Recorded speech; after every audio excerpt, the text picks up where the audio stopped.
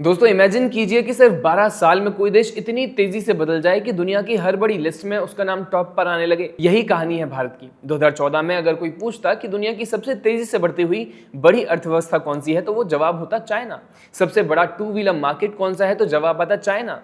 Road network, renewable energy, railway electrification, हर जगह भारत का नाम या तो पीछे था या फिर लिस्ट में था ही नहीं। और आज 2026 में वही भारत इन सारी लिस्ट में सबसे ऊपर खड़ा है। ये कोई इत्तेफाक नहीं है, बल्कि ये एक देश की मेहनत, प्लानिंग और रफ्तार की कहानी है। और इस पूरी ट्रांसफॉर्मेशन का डेटा ब्रेकडाउन इंडियन मैट्रिक्स के एक शानदार ग्राफ में सामने आया है, जिसे हम इस वीडियो में स्टेप बाय स्टेप समझते हैं।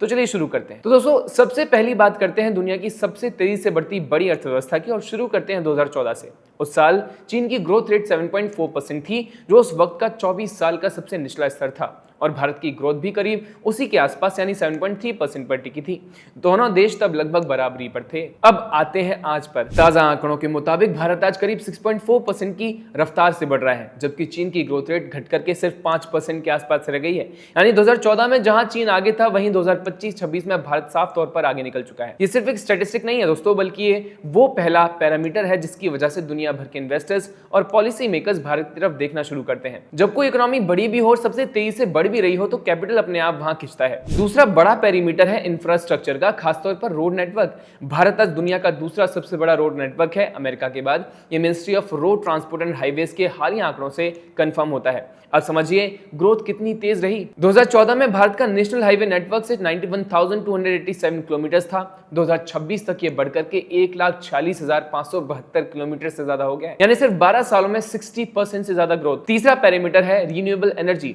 2014 में भारत के पास दुनिया का कोई भी टॉप रिन्यूएबल एनर्जी प्रोजेक्ट नहीं था। ये टैग तब अमेरिका के पास था। अब देखिए 2026 की तस्वीर। गुजरात के खावड़ा में बन रहा अदानी ग्रीन एनर्जी का हाइब्रिड सोलर विंड पार्क दुनिया का सबसे बड़ा रिन्यूएबल एनर्जी पार्क बनने की राह पर है। इसकी प्लांट कैपेसिटी 30 गीगावाट है, क्षेत्रफल 70,000 हेक्टेयर से ज्यादा, यानी पेरिस शहर से 5 गुना बड़ा। मिड 2026 तक इसकी ऑपरेशनल कैपेसिटी पहले ही 10 गीगावाट पार कर चुकी है और पूरा होने पर यह 16 मिलियन से ज्यादा घरों को बिजली दे सकता है। यानी 2014 में जो जगह खाली थी, 2026 में वहां दुनिया का सबसे बड़ा क्लीन एनर्जी प्रोजेक्ट खड़ा है। चौथा पैरामीटर है कैपिटल मार्केट।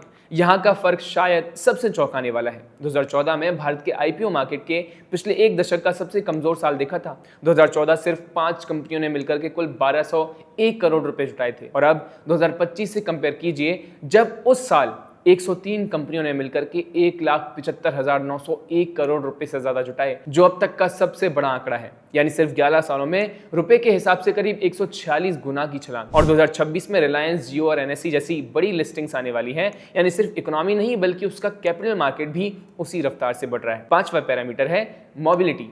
भारत आज दुनिया का सबसे बड़ा टू व्हीलर मार्केट है और सबसे बड़ा इलेक्ट्रिक थ्री व्हीलर मार्केट भी है।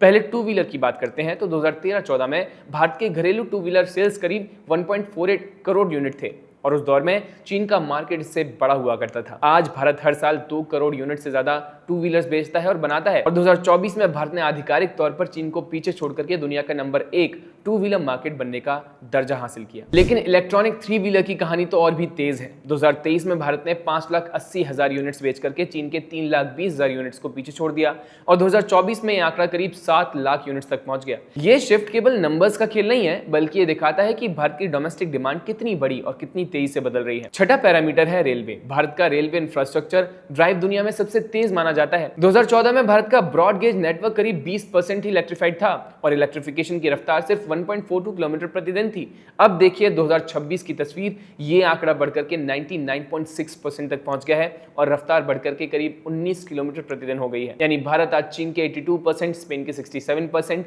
और जापान के 64% इलेक्ट्रिफिकेशन को पीछे छोड़ चुका है और दुनिया में स्विट्जरलैंड के बाद दूसरे नंबर पर है। देखिए जब भी दुनिया भर के इंस्टीट्यूशंस और उनके फंड मैनेजर्स कहते हैं कि ये सेंचुरी भारत की है, तो इन आंकड़ों को देखने के बाद उनकी बात सही लगती है।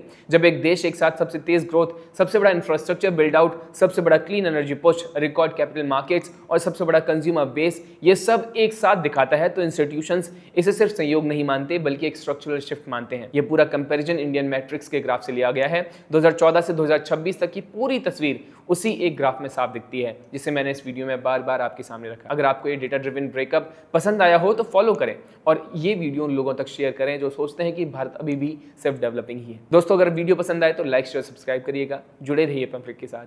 नमस्कार।